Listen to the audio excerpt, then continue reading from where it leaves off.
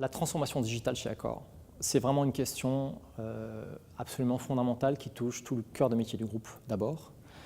Je ne vais pas dire qu'il pose la question de notre survie, mais qui pose la question de notre réel développement pour l'avenir.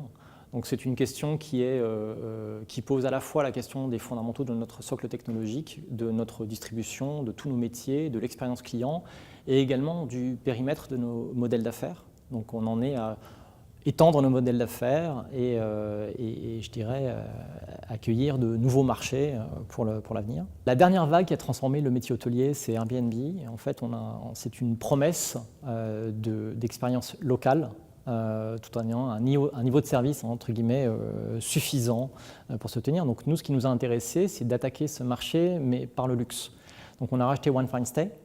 Et One Fine Stay, c'est un opérateur qui a réinventé le métier d'Airbnb, mais en louant des appartements et des villas de luxe, donc avec des propriétaires qui les habitent pas en fait en réalité, même s'ils ont des très belles maisons, tout en ayant un niveau de service équivalent à un hôtel 5 étoiles.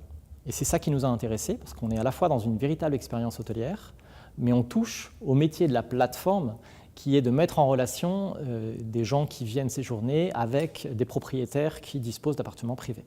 Non, le digital ne supprime pas les intermédiaires, clairement. Je pense qu'il y a eu deux illusions sur le digital. C'était un monde du pair-to-pair, du peer-to-peer, où tout le monde allait parler à tout le monde, et ce n'est pas le cas.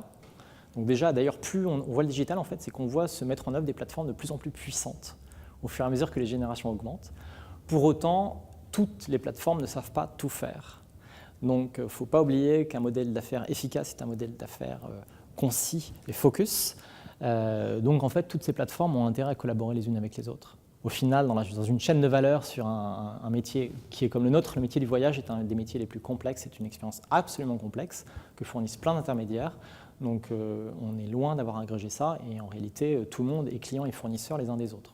Le côté absolument passionnant de la transfo chez Accor, c'est la complexité du groupe. La complexité du groupe, c'est que le nombre de marques dont on dispose. Nous sommes présents dans 92 pays, on a 4100 hôtels, la quasi-totalité sont sous franchise ou contrat de management, on a évidemment des hôtels en filiale, ce qui signifie qu'en fait on ne maîtrise pas la destinée hiérarchique de tous ces gens-là. Donc on est effectivement face à un monde qui est très hétérogène. Pour autant, on doit y appliquer une vision forte, centralisatrice, fédérative.